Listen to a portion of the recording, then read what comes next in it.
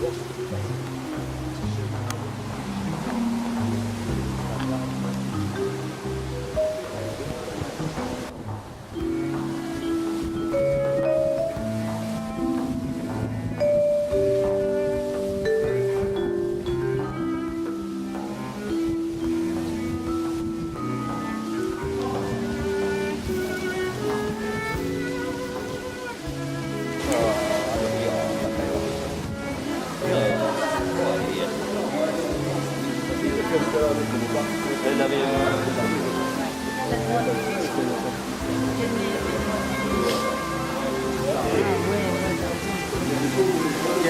ont arrêté la production de la farine, ils ont pris tous les clients, ils l'ont mis à Storion. Comme ça, ils réduisent la moitié de la production, mais ils n'ont pas réduit le personnel. Ouais.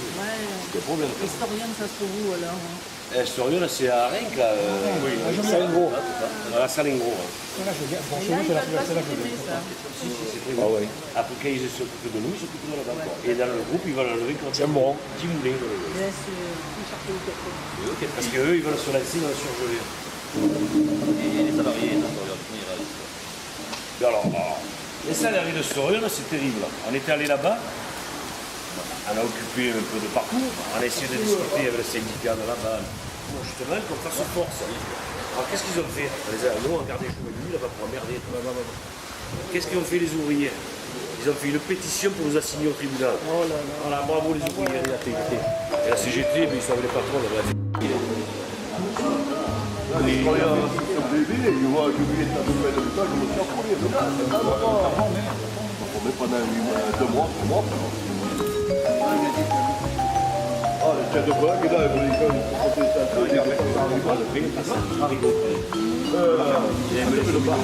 Au début, ils ont laissé une date de fermeture. Donc, ils avaient mis en vente avec un certain prix. Ils ont pris un cabinet pour retrouver un repreneur. Voilà, Jean-Paul. Il y en avait 3 ou 4 au départ. Et du jour au lendemain, il n'y en a plus. Après, on a su par la suite que ce cabinet Piccolo avait reçu des lettres de des coups de téléphone de menaces, lui et sa famille. Voilà. Cabinet expert. Ouais, ils cherchaient un repreneur. Ils en avaient trouvé 3 ou 4. Il y en avait 3 ou 4 sur le coup, après qu'ils ne prennent pas. Et du jour au lendemain, il n'y en a plus. Les chamallows, voilà. Voilà. Donc ça prouve bien que c'est des voyous quand même. Chamallow et bonbons? Et ben, là, elle a toujours appelé chamallow. Voilà, c'est grave quand même. Il y a 3 ou 4 repreneurs, du jour au lendemain, il n'y a plus rien. Déjà, il y a pour le secteur animal, quoi. C'est-à-dire la repasse, le remoulage, les gourmets, tout le. Voilà pour les gars.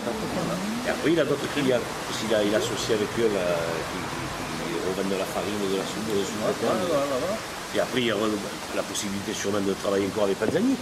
Parce que Panzani, ça ne va pas tout faire. Parce qu'en vérité, Panzani voulait toujours travailler avec nous. C'est eux qui n'ont plus voulu. La vérité, là. Alors, ce que tu me disais tout à l'heure, tu m'expliquais qu'en fait, moi j'avais toujours en tête que vous étiez alimenté par le port. En fait, tu me disais que vous aviez une liaison ferroviaire à partir de Saint-Marcel. Tu peux nous expliquer un peu comment ça se... Vous étiez alimenté? On avait notre propre train, qui était à nous, du Morel. On recevait le blé tendre, arrivé à la gare de Saint-Marcel. On avait des silos, ils vidaient tout le blé. Et après, on avait nos camions qui faisaient la navette de Saint-Marcel à ici, pour le blé tendre. Et quand ils l'ont détruit, ils nous ont pris tous les clients et ils nous ont arrêté la farine ici pour la mettre à Storion. Et ils n'ont pas réduit le personnel. Alors, Storion, c'est le même farine, c'est le même groupe. Qui se trouve dans le 3e arrondissement, sur la zone de Rome-Méditerranée. Zone Rome-Méditerranée. Voilà. Qui sont menacés aussi de fermeture. Oui, mais là, eux, c'est pas pour le même problème. Et eux, ils attendent des subventions de l'État pour faire un moulin ailleurs. Tout automatique. D'accord. Et les débouchés, alors il y a le débouché international, enfin, de l'autre côté de la Méditerranée, et le débouché national, le besoin en fait, alimentaire de farine, ça se présente comment sur Marseille? Qui va fournir la farine si vous ne travaillez plus? Mais ce serait toujours eux s'ils ont un moulin tout automatique, mais ils auraient le monopole en farine, et Panzani aurait le monopole en semoule. Parce qu'ils comptent fermer Storion, mais ce qu'on sait, c'est qu'ils veulent fermer encore 10 petits moulins. dans toute la région. Dans toute la région. Ah oui. Et- Pardon? Il est classé. C'est les murs de l'axe. Ouais, mais ça, il peut se dépasser par la route. C'est la machine, les céréales. Chamallow, comment c'est là? Céréales quoi, le blé là? Ceux qui sont à la tête, c'est les paysans au départ. C'est le groupe Vivencia. Viviacia dedans, il y a. Tu as Vivencia, tu as le groupe aussi. Il y a les grandes villes de Paris, c'est tout pareil. Des groupes de paysans, Hein? Champagne céréales. C'est les grandes villes. Donc en fait on retrouve en fait les grands céréaliers français. Eh oui. Il a dit de la PDG de Storion, elle s'occupait d'acheter les blés. Et à la tête des blés, c'était son mari qui avait. Alors ils achetaient le blé plus cher que quand on revendait la semoule. Esprit pour couler.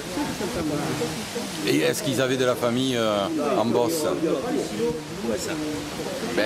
Chez les céréaliers. Et son mari.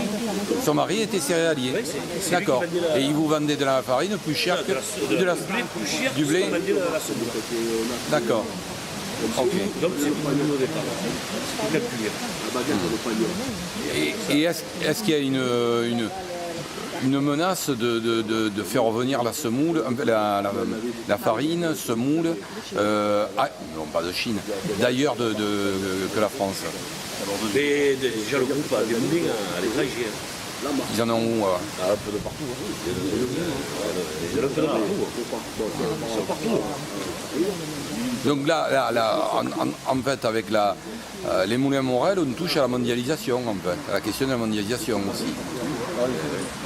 Hein? Je pense.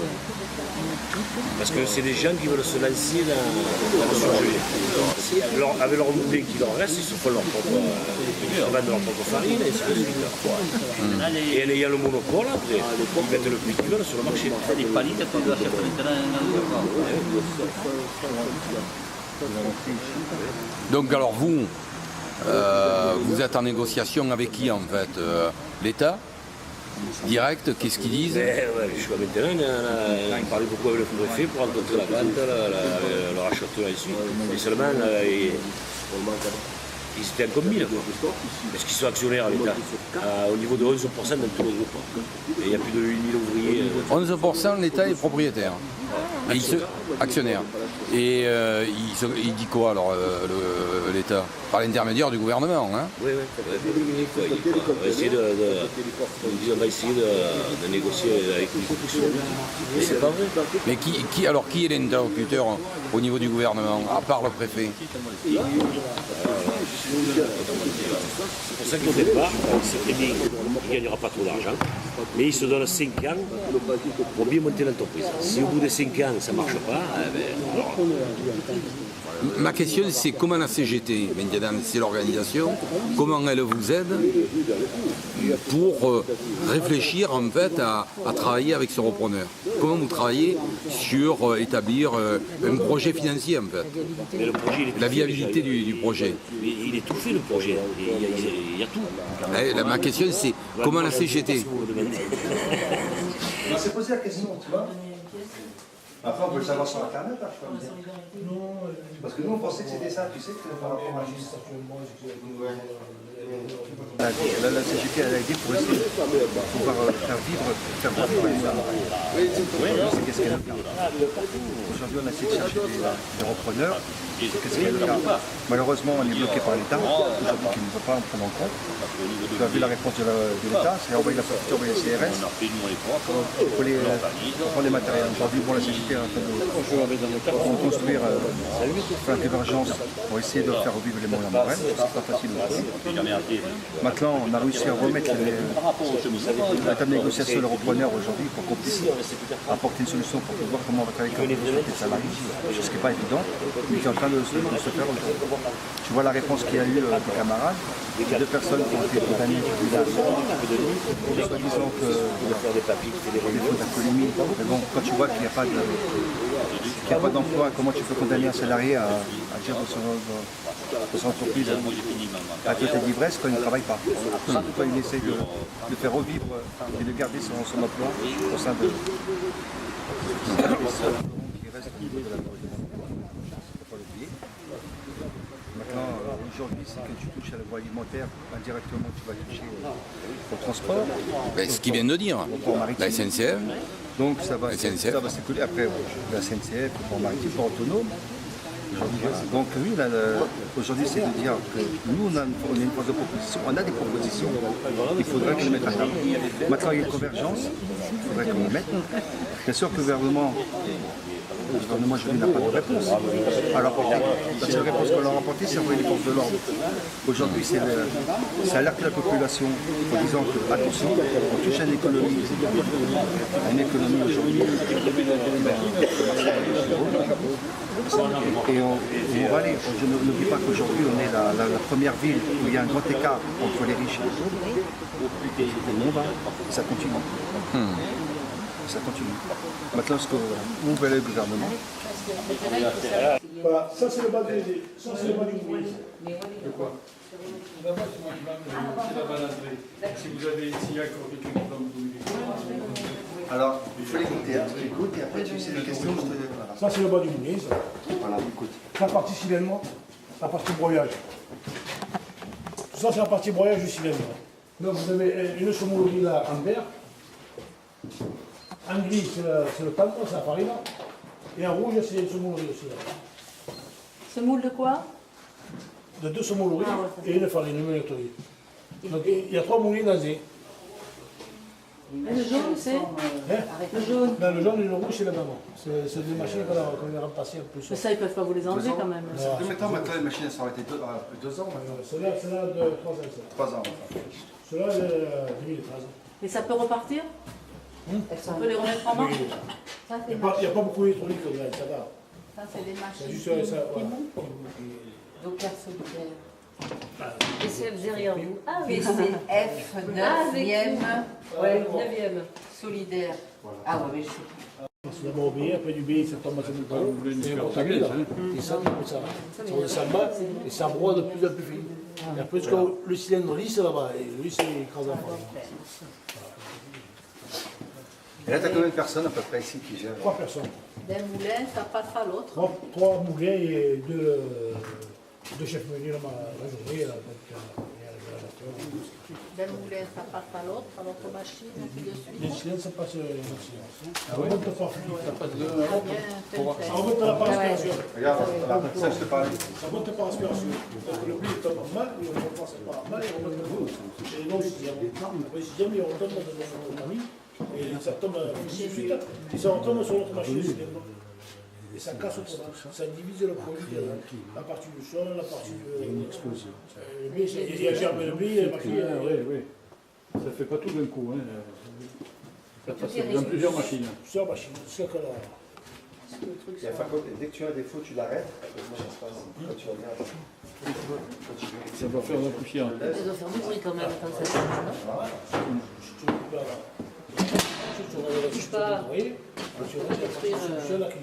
L'outil de production. Tu vois, et tu prends la différence. Mais là, ça c'est le menu essentiel. Ça c'est le menu qui le voit. Donc toi, ça fait combien de temps que tu travailles ici? 5 ans de sous-traitance et 23 ans d'embauché. Ça fait 28 ans. Au début, ils employaient de la sous-traitance ici. J'étais fixe à sous-traiter, mais après j'ai fait 23 ans d'embauché. Il y avait qui parti à la retraite et j'ai terminé. D'accord. Alors là, où nous en sommes? Quelle situation? 2011, 2012, 2013, 2014. Le projet l'erreur qu'on a fait à la BCNK, c'est qu'il était un peu faible, qu'ils ont levé le temps, on aurait dû faire un droit d'alerte sur la farine, sur la papier. Le CE ne l'a pas fait. C'est le syndicat, il a fait. Ça, on ne l'a pas fait, et on a continué à faire ce machin, on savait qu'il y avait des maîtres de l'usine. Et là, c'est plus que la semoule. On travaille avec la semoule pour Panzani, mais c'était un contrat, comme ils disent, magouillé. c'est camouflé parce que c'est comme ça pour tenir 3 ans jusqu'à la fin de. Il y a eu 13 ans pour tenir le tout. Après, il y a eu 13 ans, on a fait des machines, on a fait des systèmes. Et on voit même le cas maintenant qu'il y a 10 ans de France. Alors, vous maintenant, avec la CGT, vous portez un projet avec un repreneur. Alors, ce repreneur, qu'est-ce qu'il propose de lui? Il propose un chier aussi, quoi. Mais on ne lui donne pas la somme. On ne lui donne pas la somme exacte. Ils veulent du content, mais ils ne veulent pas la somme exacte. Est-ce que c'est 3 millions? Est-ce que c'est 4 millions? Est-ce que c'est 5 millions? Est-ce que c'est 10 millions? Ils ne disent pas. Donc ce problème-là, il est un peu... Et vous, de votre côté, est-ce que vous avez pu estimer à combien ça devrait coûter leur achat de... Le prix, c'est facile, c'est 10 millions et 5 d'euros. C'est pas comme ils avaient prévu comme il l'a acheté, mais ils le vendent ça les contrats. Ça les contrats. Donc on perd les contrats. Donc ils le vendent dans un prix comme il l'a acheté, ça les contrats. Voilà. Donc, alors là, vous êtes dans une situation, et ce repreneur, en fait, lui, il veut travailler aussi à l'international, et en particulier avec les pays du Maghreb, l'Algérie. Ça vaut les ports. Si on fait les conteneurs, ça vaut déjà au port pour les dockers. Ça vaut les ports pour le transport aussi à Marseille. Ça vaut plusieurs ports. Mais là, on est en train de bouffer à Marseille. De partout en bas, on perd nos clients. C'est grave, c'est très grave. Parce qu'on est en train de faire Marseille, les machines touristiques. Donc ça va être Saint-Tropez ou Monaco. Oui, on va dire, on l'a cassé là, il commence à compter les Scandinaves pour les riches. Moi je pense qu'il faut aller là-bas et les brûler un peu les maisons. C'est malheureux de le dire, c'est pas comme ça, c'est faut être méchant, tu veux pas comme ça. Donc on va aux riches, les pauvres cons, on va les dégager à Marseille. On va être à Bellevue, Marseille, et après de Marseille. Et qui sont les interlocuteurs du gouvernement, à part le préfet?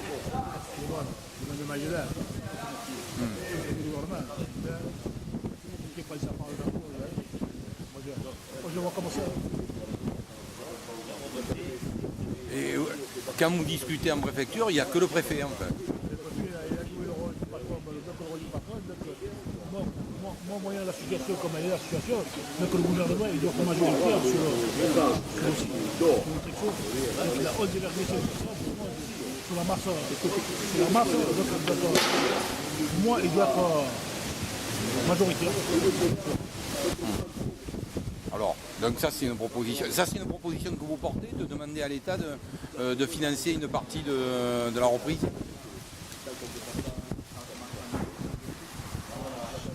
La région d'abord. Bon, ça va. La région, comment elle se compte? Alors, les acteurs politiques, on va appeler ça les acteurs politiques, que ce soit région, conseil général, MPM.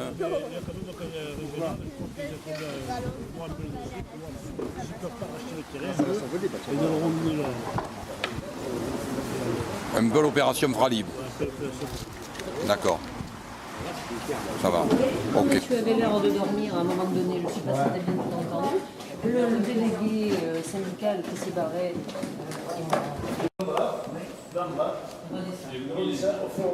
Et ça fait et ça tombe dans l'établi, et ça vibre, et ça partage le produit un peu davantage. Et après, l'ensachement dans les papiers, comment ça se fait? C'est pas ici, d'accord. Le produit est fini, c'est un magasin, c'est un produit de production. Le produit, le produit. Vous pouvez me tourner les stars, s'il vous plaît, merci. Il repart dans une autre machine pour le moudre. Voilà, merci. Et de voir la demande des casse-pieds comme elle, ça va qu'il y a le fin, le gros. Pourquoi je prends ici, hein. Il répond même à la clientèle casse-pied. Le prix, il est stocké là-bas, alors. Ils sont venus nous valider. Donc il y a eu quelqu'un qui s'est proposé d'être délégué syndical de l'entreprise, donc il y a pas mal de gens qui se sont syndiqués, mais ça s'est fait en 2012, quoi, un an avant que la fermeture soit effective. Quoi, hein. C'est quoi vous avez proposé? Ils ont annoncé la fermeture le 1er juillet 2012 et nous on a la CGT, tout ça, elle a commencé à être là début 2012, quoi, hein, fin 2011, début 2012. Après, Jean-Viol est arrivé. Vous avez un cabinet de conseil qui vous aide ou pas? Non, on n'a pas de... Nous, après, dès qu'on a vu tout ça, on avait l'avocat le même que Fralib, on avait nominé un cabinet d'expertise pour les comptes. Voilà. Hein, donc, en 2011, on avait vérifié les comptes, en 2012, on a vérifié les comptes, et il s'avère que l'expert comptable, il a trouvé qu'il ne faisait rien pour monter les chiffres, mais ils ont tout fait pour... Et vous suivez toujours ce cabinet ou pas? Ah oui, on est toujours en contact avec lui, parce que là, je ne sais pas si c'est fait ou si ça va se faire, mais on compte bien les attaquer pour le licenciement économique qui a pas lieu, quoi. Hein, voilà. Donc il vous aide à faire des propositions ou... Mais lui, il avait déjà fait son projet, il est prêt. Il trouve bien que l'entreprise, ils ont tout fait pour... Il y avait une proposition de reprise, ce qu'il faut faire, mais en fin de compte, c'est une coquille vide qui a été proposée, il y avait une coquille vide. Si tu préfères, parce que comme ils étaient à l'époque, il faut avait signé l'accord avec le patron, il y avait le délai de fermeture, chose que 40, lui c'est ce délai qui n'a pas été respecté, c'est là où ils l'ont attaqué. Quand le cabinet d'expertise est arrivé, c'est là qu'il a dit qu'il y avait des malversations au niveau de... Mais qui c'est ce cabinet voilà. C'était le cabinet qu'eux ont décidé de mettre en place quand il y a eu les élections au niveau de la CGT, c'était quoi, début janvier? C'est au mois de janvier qui était venu. Et bonnes relations, est-ce que vous avez ils ont des bonnes relations avec la CGT, avec ce cabinet ou pas? Après, il y a eu des propositions qui étaient faites, je ne sais pas ce que ça a amené. De quel cabinet tu parles? Le cabinet où il y a eu les comptes. Projexa. Voilà. Suite à ça, ils ont vu qu'il y avait une malversation au niveau des comptes, parce qu'ils n'avaient pas tous les éléments, qu'ils avaient attaqué. C'est là qu'ils se sont aperçus que les délégués avaient pris une certaine somme pour la signature. C'est là où ils ont su réellement qu'en fin de compte, ce qui était... il a eu des preuves comme quoi que le délégué il devait attaquer par rapport au non-respect des accords signés. Donc c'est là que le CGT se met en place pour... D'accord. Bon. Condamné en disant qu'il y a une malversation au niveau de... Donc, voilà. De toute façon, quand ils ont racheté le site, ils n'ont pas gardé de direction. Ils n'ont pas mis de direction sur site. Il n'y avait que le directeur de fabrication. Après, ils ont délégué tout le personnel directoire de Storion pour venir ici travailler. Et ils se versaient 300 000 € par an pour se payer. Bon, sachant que le directeur c'était un directeur indirectement de Ferrero, parce que lui, il avait des actions Ferrero.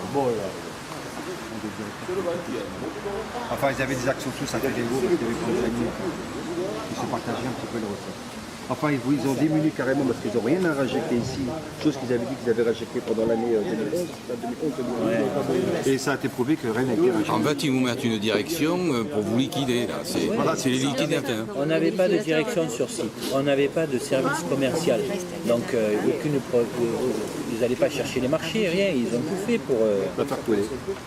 Ils ont été tellement bêtes que ça a été comme le nez au milieu de la figure. Et ils ont fait croire qu'ils ont rajouté que d'argent qu'ils n'avaient pas injecté. Alors aujourd'hui, là, face à votre quand même, des sacrées déterminations, quand même, hein, c'est entre la période que tu nous parles, où vous êtes quand même, vous prenez des coups et vous subissez. Là aujourd'hui, vous êtes plutôt en phase ascendante de lutte. Comment ils réagissent en face?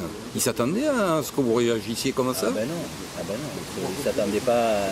Pour eux, ils pensaient que ça allait se passer comme les lettres à la poste, parce qu'ils ont fermé le site. Et la lettre à la poste aujourd'hui, elle est un peu en difficulté. Mais ça, c'est le postier qui parle. Parce qu'ils ont fermé un site, ils ont fermé une semoulerie à Angoulême. Pareil, mais ça s'est bien passé. Il y avait 25 salariés, il n'y a eu aucun chaufferie, rien du tout, quoi. Des forfaits de Storion qui c'est qu'on peut les payer. Oui, je l'ai dit. Oui, il vient de le dire, oui. Les 300 000 €. Même les voitures de location. Non, mais tout ça inclut les 300 000 € parce qu'ils louaient des voitures pour se déplacer de Storion à ici, donc c'est le temps payé. Mais le plus grave, c'est pas ça, Michel. C'est qu'ils ont fait confiance à un copain qui travaillait avec depuis 30 ans, et c'est mes délégués. et qui les a plantés. Oui, il nous l'a dit. Oui, ça, Il nous oui. l'a Ouais. dit. Ouais, mais ça, c'est.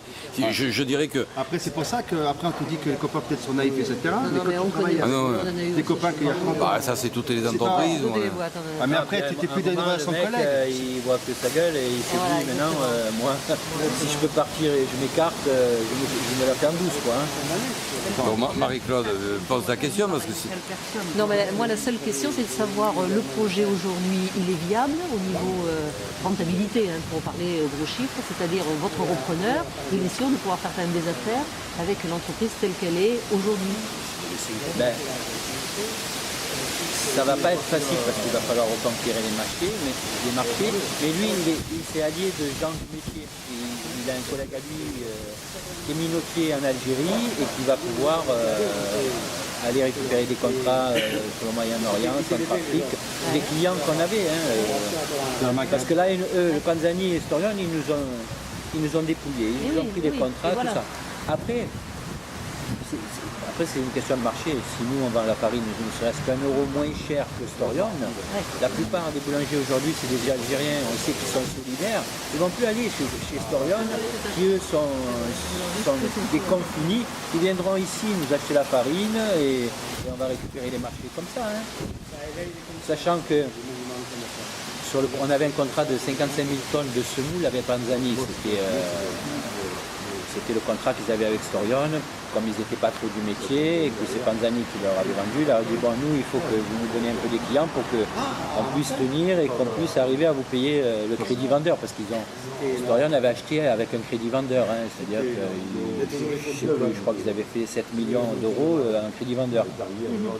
Donc par l'aide de Panzani, c'est-à-dire Panzani leur donnait contrat, Panzani il mangeait, Storion il gagnait un peu de sous, ça leur permettait de payer le crédit à Panzani, donc l'un dans l'autre. Le peu de clients que Nutrixo ait récupéré, c'était du bénéfice. Mais ce bénéfice, il le dilapidait avec le capital et tout. Hein. Non, après, voilà, nous, les marchés, on va essayer de les reprendre, mais cette usine, c'est une mine d'or. Notre ancien patron, il est devenu la 5e fortune de la région PACA grâce à cette usine. Et aujourd'hui, il n'y a pas un, il y en a 3 de repreneurs. Les gens, ils savent que la part du gâteau, elle est bonne.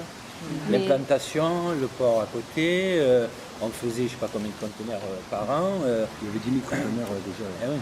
Mais le souci, parce que j'ai entendu, je ne sais plus quel camarade, peut-être toi, dire aujourd'hui, si on vous pique les machines, si on vous dépouille de l'outil de production, ça va être exactement une coquille vide. On n'achètera pas une coquille vide. Voilà. C'est pour ça qu'on est là. Non, mais là, pour en revenir sur les machines, cette fameuse machine qu'ils nous ont enlevée, c'est une machine qu'ils ont mis. C'est le premier investissement qu'ils ont fait. Ils sont venus, ils ont installé cette machine, mais en fait cette machine elle nous a fait perdre de l'argent.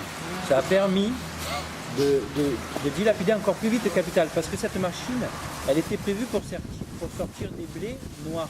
C'est-à-dire tout ce qui fait les piqûres dans la semoule, quand on voit des pâtes, des taches noires, tout ça, c'est des blés qui ont une maladie, mais c'est pas grave, hein, c'est juste question qualité. Moins on a de piqûres, plus jolie la semoule et plus jolies seront les pâtes.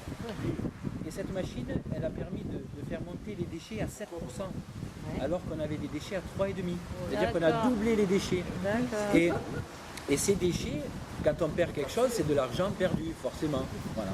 Et ils ont investi plus de 600 000 € sur ces machines.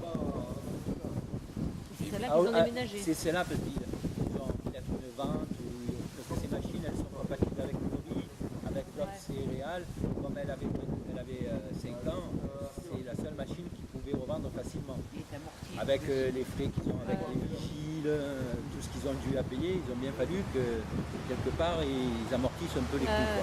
Tu vois bien que c'est une affaire de la multinationale. Ils savent que si les moulins Morel reprennent, Panzani va être attaqué directement et il risque de faire une remarche plus. Et on voit bien que le repreneur est sérieux parce que comme il est du métier, en plus il a une grande société en Algérie, il a des contacts au Moyen-Orient. Donc s'il relance le travail ici, les gens ils ont des contrats qui sont déjà internationaux, y compris au niveau local, et voire même national. Donc tu vois bien que le multinational se sent directement attaqué avec et répondre par une agressivité. Aujourd'hui, ils savent que les deux repreneurs sont très sérieux, en sachant qu'il y a un repreneur chinois, donc il y a peut-être aussi voir un nouveau contrat au niveau de l'Asie. Chinois,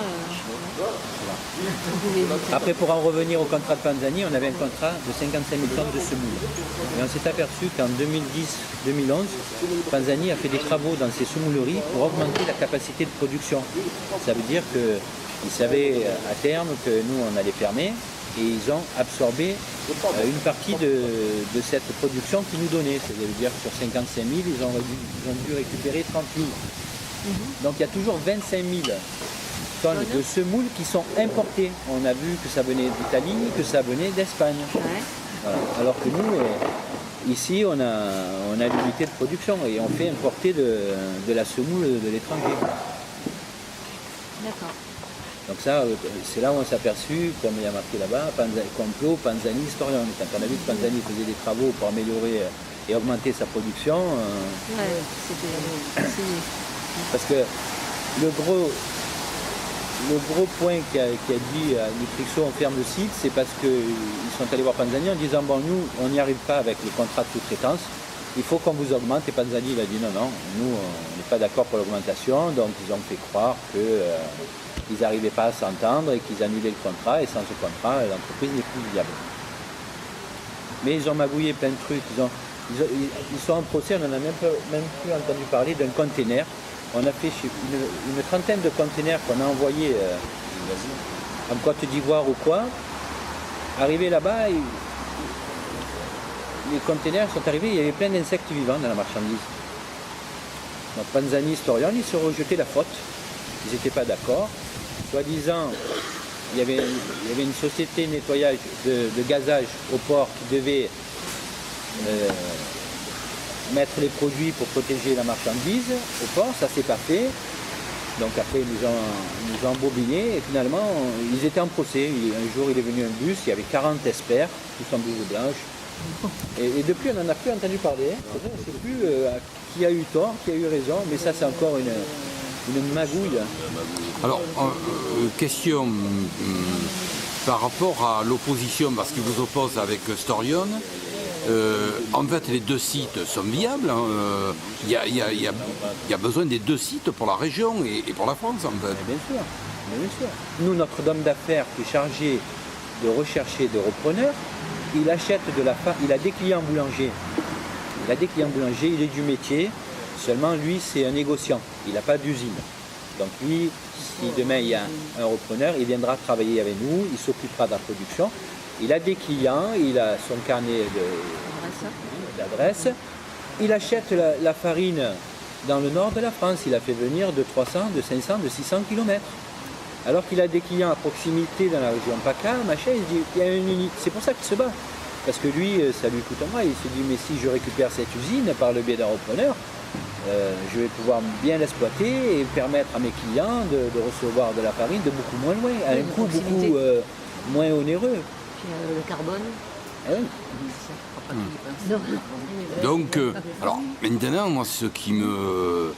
Bon, j'avais discuté avec le préfet de police, je vais répéter 36 fois, le mec, il est sec quand on lui dit, mais c'est viable. Quelles sont les réponses du préfet par rapport à votre projet? Parce que quand on vous écoute, il n'y a pas photo. C'est viable. Qu'est-ce qui peut...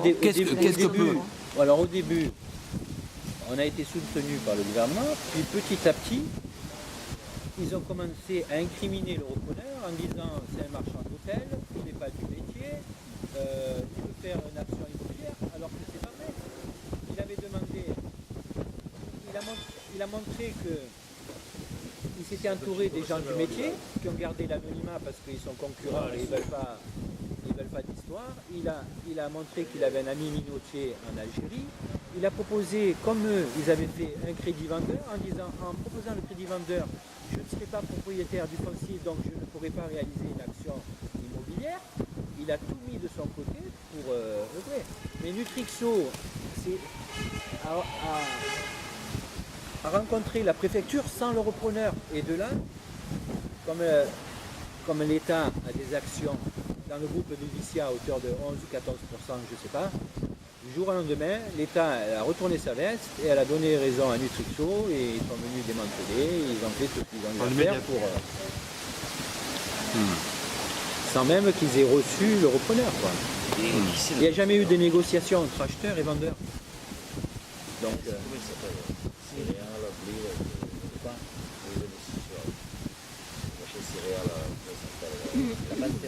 Champagne et céréales.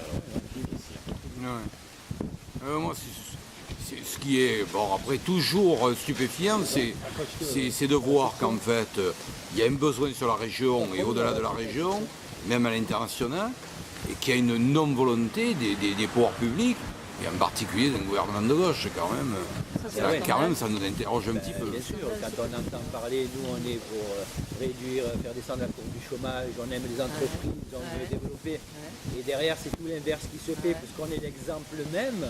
Hein, ça s'arrache les cheveux quand on voit qu'ils envoient 25 camions de CRS, 25 camions de CRS pour 30 salariés qui étaient dans la rue, qui dépendent de leur pain. C'est une honte. La question de fond, s'il n'y a aucune volonté aujourd'hui pour faire revivre le Moulin Morel, est-ce que c'est parce qu'il peut y avoir des opérations plus juteuses au niveau immobilier si effectivement on rase le site et si on construit des immeubles de standing par exemple? Est-ce que c'est pas ça? On a mis la main sur des offres de prix en 2010. D'ailleurs on s'était aperçu, il y a des gens qui sont venus visiter, ils se sont fait toujours passer pour des gens qui n'y étaient pas. Et là, on s'est aperçu que c'était des promoteurs, des investisseurs immobiliers. D'ailleurs, on a remis la main sur un courrier d'une société qui était à Aubagne, qui avait fait une proposition à 10 500 € pour acheter le site dépollué et pour faire des commerces. On a toujours entendu parler d'un Decathlon, d'un McDonald's, d'un Célio, quand on sait tout ça, après on se dit oui, c'est sûr, l'État il développe le commerce en ce moment dans la région, quand on voit les terrasses du port, quand on voit tout ce qui se fait. Qui c'est qui va acheter? Et qu'on voit qu'ici ils veulent continuer à faire comme ils ont fait à plan de campagne, c'est-à-dire une zone commerciale, parce qu'on a même entendu parler que à Heineken en bas vont déménager, ils devaient déménager en 2014, ils vont repartir à Strasbourg de là où ils sont venus en 2015 ou 2016. Ils sont en train de faire tout ce qu'ils ont à faire là où ils vont réaménager. Même béton chantier à côté, ils vont partir. Donc on sait qu'ici, ils veulent continuer la zone commerciale. De toute façon, ils vont en faire une, c'est le projet à Marseille. Ils ont voulu le faire à Carplette, apparemment c'est compliqué. Ils veulent concurrencer, enfin, ils savent qu'il y a deux grands centres commerciaux. Il y a Aubagne et Plan Campagne. Ils savent qu'il n'y en a pas à Marseille. Eux, ce qu'ils veulent faire, pour les Marseillais, un gros centre commercial. C'est comme ça. Ils veulent déjà la Valentine, mais donc ils veulent encore agrandir le site commercial de la Valentine. Avec les ouvriers des autres villes. Non, ils nous ont complètement abandonnés. Storion, vous pensez qu'ils ont fait une pétition pour assigner des salariés en justice. Oui, c'est ce que vous disiez tout à l'heure. Quand la direction elle a dû leur dire, mais les gars, si vous voulez continuer à travailler, il faut que vous fassiez une pétition pour que nous on fasse un constat du dossier pour qu'ils soient assignés en justice et vous pouvez continuer à travailler. C'est honteux ça, c'est honteux des salariés qui se retournent alors qu'on leur disait mais les gars méfiez-vous, bientôt, aujourd'hui c'est nous, demain c'est vous. Vous croyez que vous allez rester derrière la tour CGMA, CMA, avec Romède qui est en train de construire la H11, la H9, les machines, tout ça. Vous allez déménager et croyez-moi que si on construit un site quelque part, ils n'auront pas besoin de 80 salariés, donc ils vont en faire partir au moins la moitié. Et c'est pour ça que la machine qui est sortie, peut-être qu'elle est même allée dans ce nouveau site qu'ils sont en train de reconstruire. Parce que là, Storion était en procès avec la mairie ou en désentente, parce que le terrain est parti à la mairie. Et ils ont eu une extension de bail. Non, Storion. Le bail. Ils ont eu une extension de 10 ans, du temps qu'ils commencent à retrouver, à reconstruire quelque chose quelque part ou à redistribuer les marchés dans d'autres usines. Ils reconstruisent des trucs. Mais ils vont reconstruire du côté de Fosse, Arles, parce que bon, moi, le lien que j'avais avec les coopératives qui étaient dans le Gard, en Camargue, tout ça, je leur ai demandé, essayez de voir s'il y a des constructions qui se font, tout ça, vous me tenez au courant, parce que s'il y a quelque chose qui se fait, on va venir prendre les photos, tout ça, ça va appuyer le dossier. Et il y a effectivement des constructions, mais il n'y a rien qui est sorti de terre, donc on ne peut pas prouver que c'est un moulin ou c'est une soulourie. Mais sur les permis de construire, c'est des banques, c'est... Pour les fins, il n'y a aucune indication. Parce qu'on s'est aperçu que Storion ne voulait plus être propriétaire foncier, donc ils ont revendu à BNP, à tout ça. Pareil, parce que comme ils comptent fermer plusieurs sites, en étant plus propriétaires des fonciers, eux, ils n'ont plus qu'à rendre le bail et c'est fini, quoi. Hein. Comme chez nous, c'est comme chez nous, on est plus propriétaire de rien. D'ailleurs, oui, ils ont acheté à Storion, Société Générale, BNP, Protacol, ils ont acheté à Storion. Voilà. Eh ouais. Mais maintenant, c'est très rare de voir des grandes entreprises avec propriétaires. Tous, ils sont à la location. Alors, Decathlon, une grande branche, n'est pas propriétaire d'aucun terrain. Ils sont loueurs. Donc c'est pour ça qu'ici, nous on a toujours entendu parler d'un Decathlon, il n'y en a pas ici. Et Decathlon, il veut s'installer ici. Alors, là on a fait le tour d'horizon du constat. Edouard, devant le TGI, il dit en fait on va gagner. C'est un espoir. Non mais c'est pas qu'un espoir. Non, mais la justice aussi est corrompue quand on voit ce qui se passe, qu'ils assignent 2 salariés et qu'ils leur demandent 10 800 €. Mais pour Ah oui. au titre de quoi? La décision a été revenue. Au titre de quoi? Non, c'est la partie plaignante a demandé 10 800 €. Mais au titre de quoi? Donc Quel préjudice ils ont causé? C'est d'occuper les lieux? Eh ben, ils étaient interdits de site, il y en a un qui a été repris dedans. Obstruction au démantèlement. Il a expliqué aussi que Jean-Phi était accusé d'être dans un état voilà, bon. Mais c'est pas la première assignation. Hein. Ça fait 5 ou 6 fois qu'on va devant le TGI. C'est le jeu malsain de... Là maintenant, la CGT a tapé sur la table. Il est venu l'Éric Lafont, un grand ponte de la CGT, en disant Nutrixo s'attaquant aux salariés, c'est à la CGT qui s'attaque maintenant. Donc voilà, le temps est donné, donc là... Donc en fait, ça commence à être l'espoir. En fait, vous n'êtes pas seul. D'un côté, vous savez, le fait qu'ils aient envoyé des CRS, ça a été un mal pour un bien. Parce que ça a réveillé les gens, ça s'est passé sur Facebook, sur YouTube, ça a fait un effet de boomerang, effectivement. Voilà. Quand les gens y passaient, ils s'arrêtaient, ils se disaient mais on se croirait dans un film ici. Ils n'ont jamais vu ça. Plus belle la vue n'est pas venu tourner ici. Oui. Plus belle la vue. Ils vont tourner. Non, ils sont venus. Ils avaient commencé au Moulin. Ils sont revenus quand il y a eu la manifestation le samedi et tout. Ils sont venus. Ah, c'est quand même. Ah, c'est vrai. Oui, parce qu'ils racontent un petit peu. Et c'est passé l'événement de Marseille. J'ai pas. Parce que nous, on veut bien faire les figurants.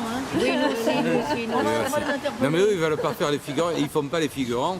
Eux, ils veulent être les acteurs de leur entreprise. C'est ça. Maintenant, l'objectif, il ne faut pas se tromper. Eux, c'est raconter une histoire pour avoir une histoire. Non, d'accord. En disant que voilà. C'est pas le problème. Non, mais ça veut dire que ça fait quand même milliers de personnes. Ça fait quand même de la notoriété. Ça fait le buzz, comme ils disent. Ça fait le buzz. Bon. Eux, le problème, c'est que ce ne sont pas des acteurs du cinéma. Ils sont dans la réalité des choses. On est tout à fait d'accord avec toi. Parce que encore maintenant, une fois, il l'a dit. Maintenant, aujourd'hui, il faut se dire, est-ce qu'on donne 20 000 le nombre de secteurs qui pourraient être... N'oublie pas que c'est le pantalon que tu veux emporter. Moi, je ne le laverai pas. Je ne veux pas que tu en laver. Tu vas emporter où? Ça va souffler, ça va fumer la machine. La farine n'est pas la même. Oui. La qualité n'est pas la même. Oui. Donc chaque qualité est différente. Oui. Mais la qualité, tu l'as fait comment? Ça vient de partout, ça. La farine, elle vient de partout. Elle peut venir d'Espagne, elle peut venir de Bulgarie, elle peut venir de partout. Mais elle est déjà, oui. c'est déjà une Elle produit est brute, fini. elle est brute, la farine. Elle est brute à l'intérieur. Ah, donc c'est pas un produit fini. Oui, c'est un produit fini, mais sans les matières qui vont sans l'additif dedans. Sans les adjonctions. Ouais, voilà. Parce que après, c'est lui qui la forme, qui la met dans les silos.